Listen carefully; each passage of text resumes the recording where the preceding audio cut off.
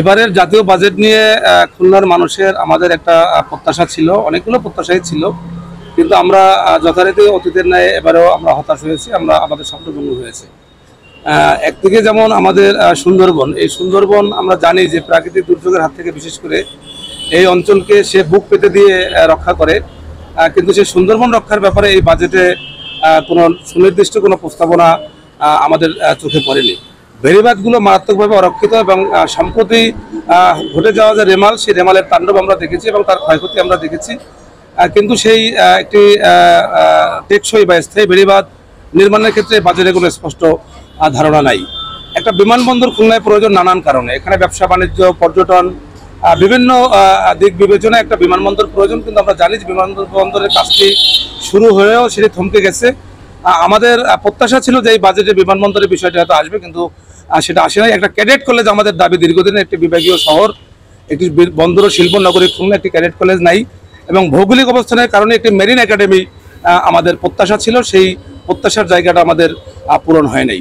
আমরা আমাদের দাবি ছিল গ্যাস পাইপলাইনে গ্যাস সরবরাহ। আমরা বলেছিলাম যে গ্যাসের যেহেতু সংকট রয়েছে, যদি ডোমেস্টিক লাইনে নাও হয়, কমার্শিয়াল লাইনে যদি গ্যাস সরবরাহ করা যায়, তাহলে ইতিপূর্বে বন্ধ হয়ে যাওয়া যে সরকারি কারখানাগুলো, সেগুলো যেমন একদিকে চালু হতে পারত, সাথে সাথে ব্যক্তি উদ্যোক্তা বা ব্যক্তি পর্যায়ে বা বিদেশি বেসরকারি পর্যায়ে উদ্যোগ এখানে বাড়তে পারত বা মানুষের আগ্রহ বাড়ত।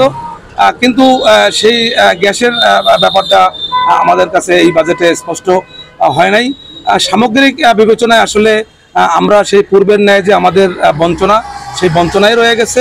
তো আমরা প্রত্যাশা করতে চাই যে আগামীতে অন্তত থোক বরাদ্দের মাধ্যমে বা মাননীয় প্রধানমন্ত্রীর বিশেষ নজরের মাধ্যমে আমাদের এই প্রত্যাশাগুলো পূরণ হবে। উন্নয়ন ঘটাতে গেলে, সার্বিক উন্নয়ন করতে গেলে, কর্মসংস্থান সহ বিভিন্ন পরিস্থিতি তৈরি করতে গেলে সেখানে একটি ভালো বাজেট, স্মার্ট বাজেট প্রয়োজন। সেই বাজেটটি তিনি প্রণয়ন করেছেন। এই বাজেটের আলোকে খুলনায় যে কাজটি আমাদের অনেক উন্নয়ন হয়েছে, চলছে উন্নয়ন কর্মকাণ্ড, উন্নয়নযোগ্য খুলনাতে চলছে দক্ষিণাঞ্চলে, কিন্তু এখানে প্রধানমন্ত্রী শেখ হাসিনা খুলনার উন্নয়নের জন্য মোংলা পোর্টকে যে প্রাধান্য দিয়েছে এবং এইখানে যে সড়ক, মহাসড়ক করেছে, এই মহাসড়কের ফলে আমাদের যে সময় বেঁচে গিয়েছে, এইখানে আমাদের আরেকটি খুবই জরুরি, সেটা হচ্ছে বিমানবন্দর।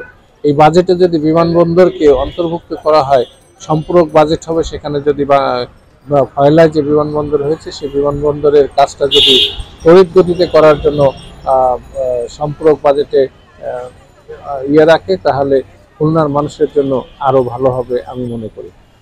বাজেটে আমাদের সবচেয়ে মেইন সমস্যা হলো মূল্যস্ফীতি। বাজেটে আমরা দেখেছি যে 3% মূল্যস্ফীতি কমিয়ে আনা হবে, এটা আনতে পারলে খুব ভালো। তাহলে জনগণের দ্রব্যমূল্যের দাম বৃদ্ধি পেয়েছে, এটা সহনীয় পর্যায়ে না আনলে জনগণের কষ্ট হচ্ছে। বাজেটে অনেক ভালো দিক আছে, জীবনযাত্রার মান উন্নয়ন হবে বলে সরকার আশা করছেন। আমরা আমাদের দক্ষিণ পশ্চিমাঞ্চলে আমাদের যে প্রত্যাশা, এই প্রত্যাশা পূরণ করার জন্য আমি অর্থমন্ত্রী, প্রধানমন্ত্রীর দৃষ্টি আকর্ষণ করবো। বিশেষ করে আমাদের বন্ধ শিল্প কলকারখানা চালু হলে আমাদের কর্মসংস্থান হবে, এখানে আবার চাঞ্চল্য ফিরে আসবে। বিশেষ করে আমাদের গ্যাস আনা দরকার। গ্যাস না আসলে আমাদের নতুন নতুন ইন্ডাস্ট্রি আসে না, ব্যবসায়ীরা এখানে আসে না। পদ্মা সেতু হওয়ার ফলে কিন্তু আমরা ভেবেছিলাম যে আমাদের দক্ষিণ পশ্চিমাঞ্চলে নতুন নতুন শিল্প কারখানা গড়ে উঠবে, চাঞ্চল্যর সৃষ্টি হবে, কর্মসংস্থান হবে, কিন্তু আসলে গ্যাস না থাকার কারণে ব্যবসায়ীরা, বড় বড় ইন্ডাস্ট্রি যারা আছেন, শিল্পতিরা, তারা কিন্তু সেই ইন্ডাস্ট্রি করতে পারছেন না। কারণ আমাদের উৎপাদিত পণ্য ঢাকা বা নারায়ণগঞ্জ, টঙ্গী, অন্যান্য অঞ্চলের চেয়ে উৎপাদনের খরচ বেশি পড়ে, তারা এই জন্য দেশে আসছেন না। তাই মনে করি আমাদের গ্যাসটা খুব এসেন্সিয়াল, আমাদের শিল্প কলকারখানায় গ্যাস দেওয়া হোক এবং এই জন্য বাজেটে স্পেশাল বরাদ্দ রাখা হোক। বিশেষ করে আমাদের এয়ারপোর্টটা দরকার।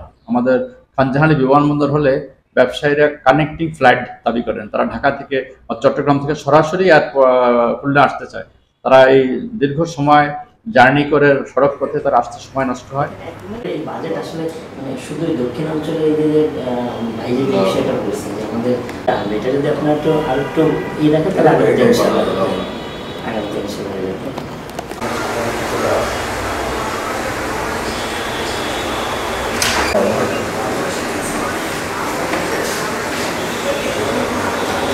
বর্তমান সরকারের যে বাজেটটি আমাদের কাছে গতকালকে উত্থাপিত হয়েছে, এই বাজেট জনগণের কল্যাণের বাজেট। এই বাজেট বাস্তবায়ন করার লক্ষ্য নিয়েই কিন্তু বাজেটটি তৈরি করেছে প্রধানমন্ত্রী। আর এই সরকার যে চ্যালেঞ্জ নিয়েছেন যে 41 সালে বাংলাদেশটাকে একটা স্মার্ট বাংলাদেশ করতে চান, জাতির যে কাঙ্ক্ষিত লক্ষ্য, সেই লক্ষ্যকে সামনে রেখেই তার বাজেট।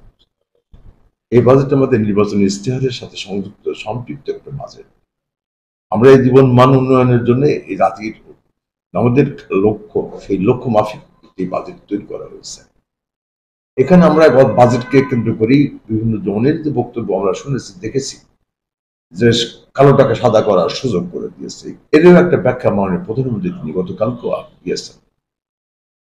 অপ্রদর্শিত আয়, সে অর্থটা যদি মানে গোপন হয়ে যায়, তাহলে কিন্তু এর কোনো ট্রেস পাওয়া যাবে না। বিদায় এই অপ্রদর্শিত আয়টাকে দেশের মধ্যেই একটা ব্যবহারের একটা সুযোগ করে দিয়েছেন আমাদের আমরা এটা রেখে সাধুবাদ জানাই। আর আমরা এই সরকারকে ধন্যবাদ জানাই, গণমুখী এই বাজেটটা দেওয়ার জন্য ধন্যবাদ জানাই। মানুষের জীবন মান উন্নয়নের জন্য যে যাত্রা শুরু করেছেন, আমরা বিশ্বাস রাখি এই বাজেটের মধ্যে দিয়ে মানুষের জীবন মান উন্নয়নের একটা লক্ষ্যেই কিন্তু পৌঁছাবে ইনশাআল্লাহ।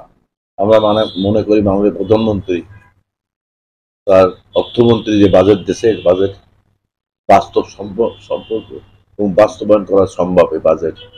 এই বাজেটে নিত্য প্রয়োজনীয় জিনিসের সব জিনিসের দাম কমায় দিয়েছে। আমাদের ইশতেহারে যা ছিল, নির্বাচন ইশতেহারে যা ছিল, তার প্রতিফলন ঘটেছে।